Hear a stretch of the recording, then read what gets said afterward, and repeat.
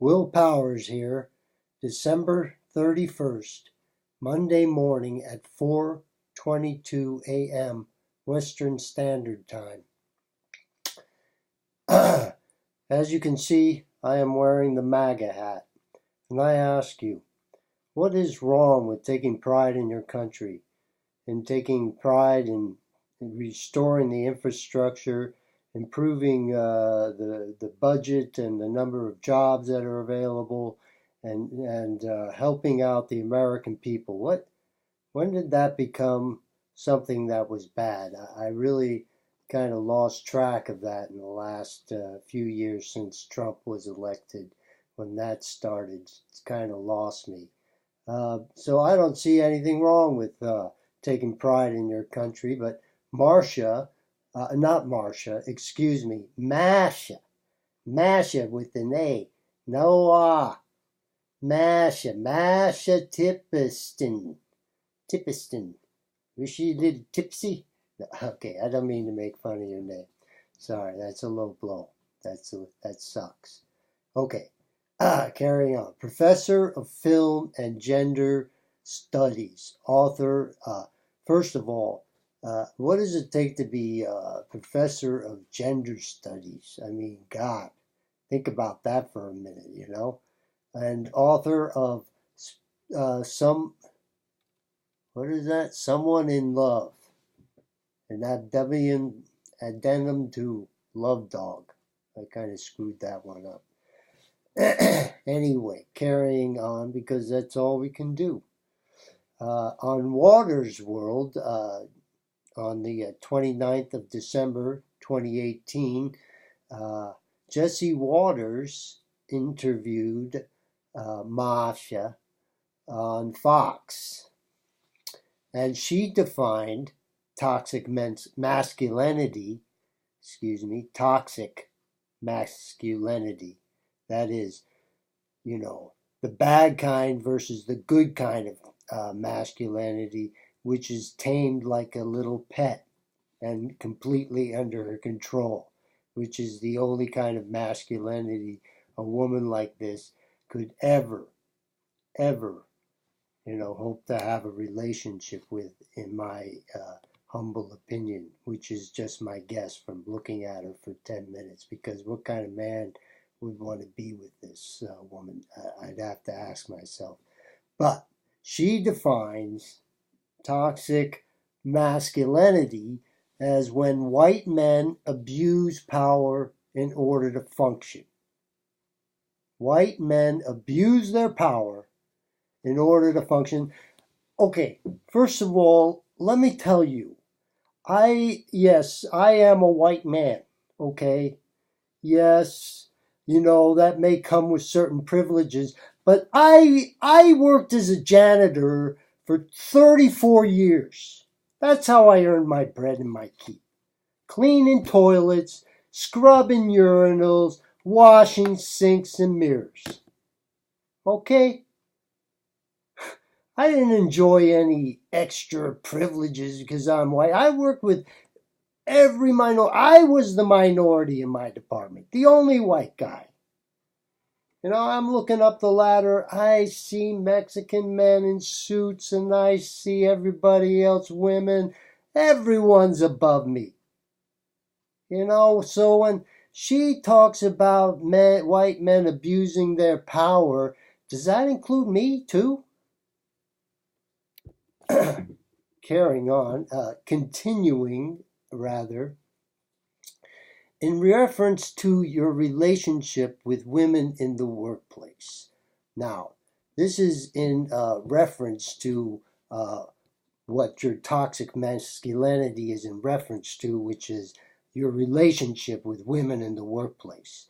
So men are the most toxic, especially your Harvey Weinsteins and your other predators out there, preying on the weak and the defenseless and the ones who just want to climb the ladder of success and end up in the office having to spread their legs for Harvey Weinstein to get ahead in their life. I mean, that sucks. The couch thing. And people have known about this couch stuff for years. I mean, We called it the casting couch when I was coming up in the theater back in the 70s. Everyone knew about it. If you're going into the theater or the movies, you better watch out for that casting couch, they would tell me. Because I was a dumb actor, back then in high school. I didn't know much, or didn't know much better. And that was true because I was a dumbass back in high school. But anyway, the way you relate to your power in the workplace is what she's driving at here. By imposing your will on another, or even negotiating that. I mean, you can't even negotiate with a woman in the workplace if you're a white male, especially if you have a superior position.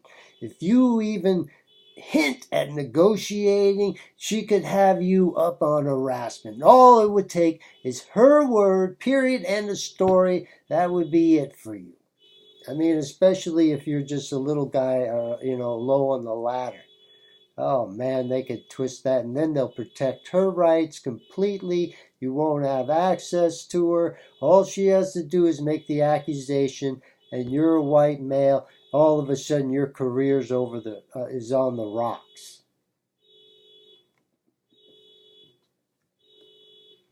That's not me. That's that beeping out there is some car alarm. I don't know what's going on out there, but I'm on neighborhood watch. I'm keeping an eye on things here in Bay Area, California. I'll give you that much.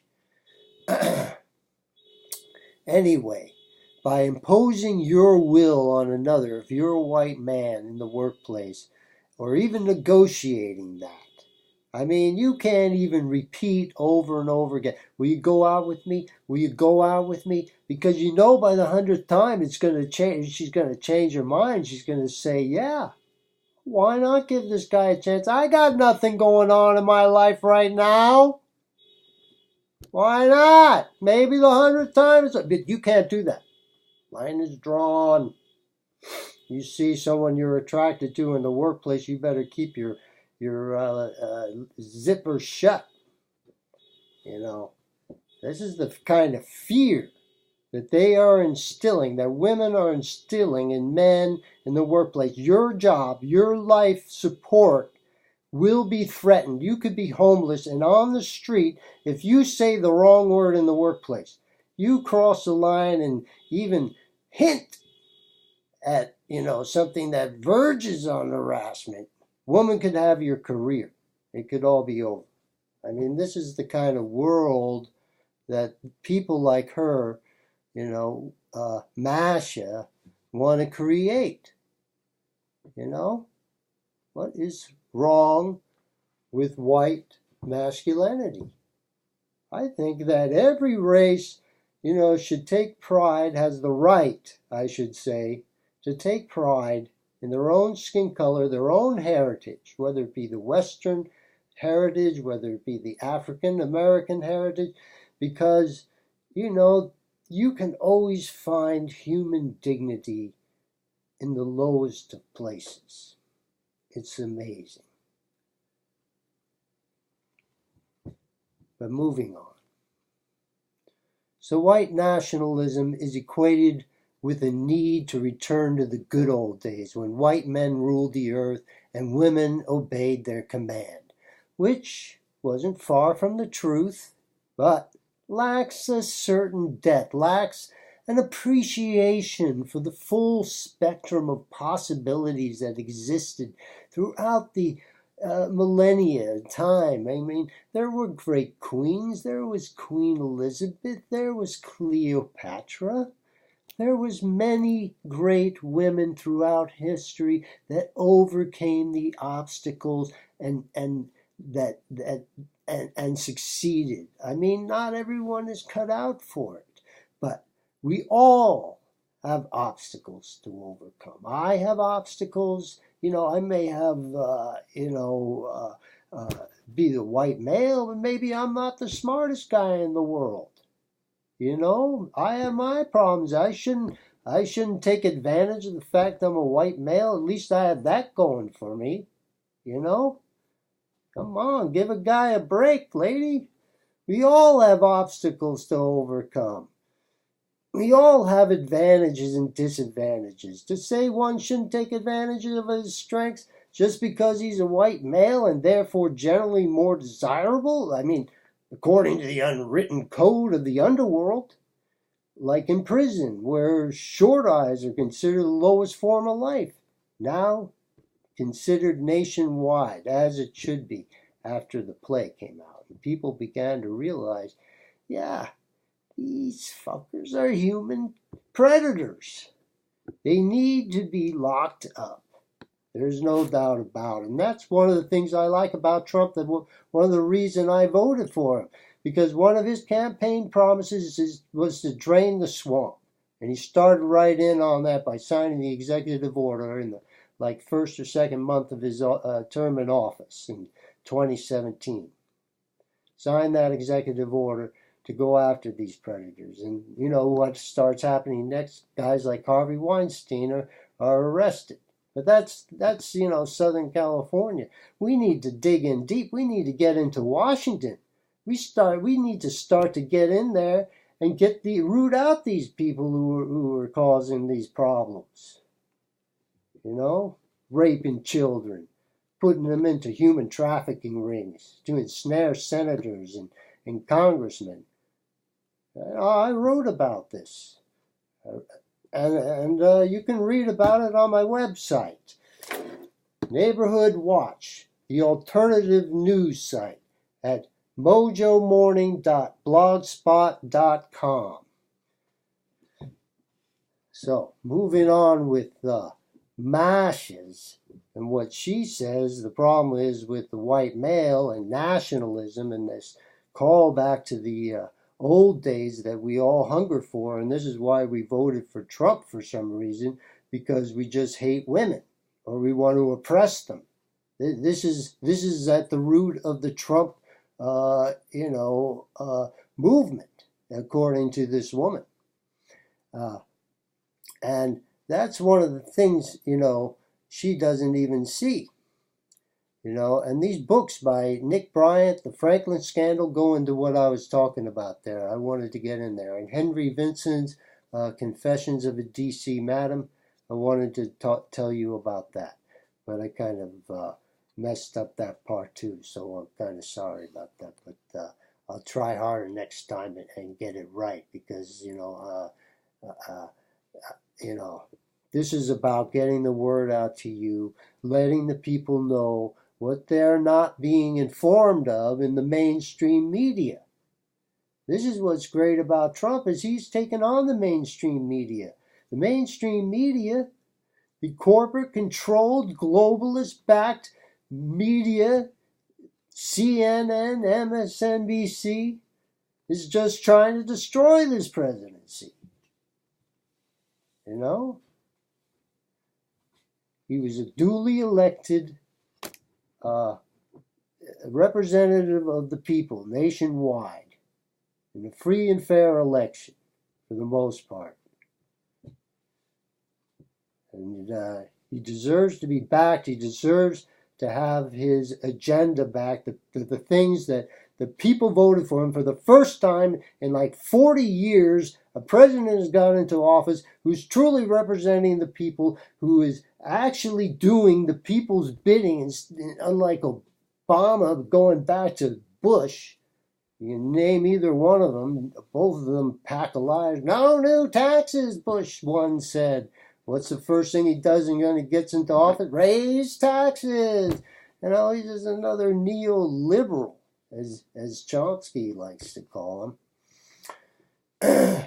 Well, what this woman, Masha, thinks is white men should interrogate themselves. Ask themselves serious questions about their own masculinity. Well, isn't it bad enough that they get interrogated when they get home by the bitch sitting on the couch, there? You don't do enough, you don't earn enough money. Try harder or something, bitch. This isn't good enough, every day is some fucking complaint. It isn't bad enough. We have to take it from them. When we come home from a hard day's work, we should interrogate ourselves too. How much does the poor beleaguered white man have to take?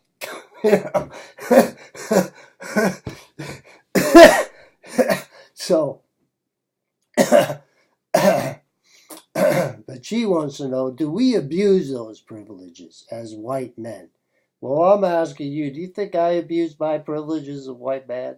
Do you think I have a lot to show for being a white man? I have a little house, you know. I have some good things in life. I have steady income. I worked hard my whole life. And, I'm working hard still. I don't need to go into the details about that. But it never stops. Even if you're retired, it never stops.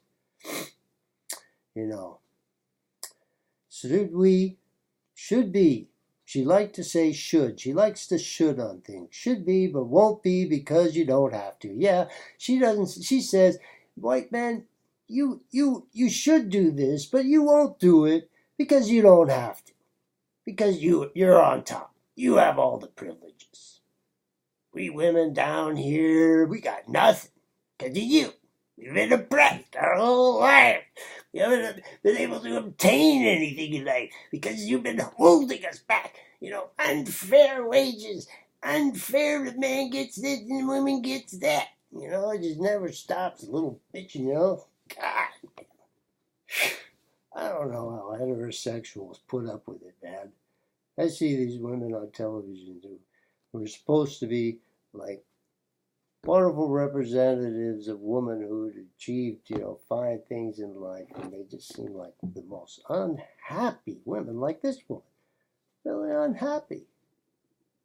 All white men are all male oppressors, according to her. You have a penis, then you're a white male oppressor, or a male oppressor, and you should take a look at that. Interrogate yourself, because it isn't enough. I'm just kidding about it. But it's true. Don't interrogate yourself. Don't put ourselves to any more abuse, because this is unnecessary BS. Take pride in your white heritage. White men have done wonderful things throughout history. White men have added to the culture and the humanity and to the progressive establishment of architecture and music.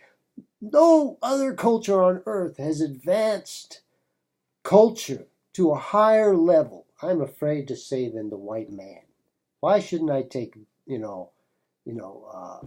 pride in that heritage? I shouldn't like Nietzsche because she thinks that he's the devil or something. I don't know. I don't know what her stance on Nietzsche is. But she's, sounds like she hates all white males. She finds the way men behave in bars offensive. And since women can't get away with that same kind of behavior, she's basically resentful. That's her message. That's what she has to say to all of us. So take it for what it's worth. You enjoy your evening. This is Will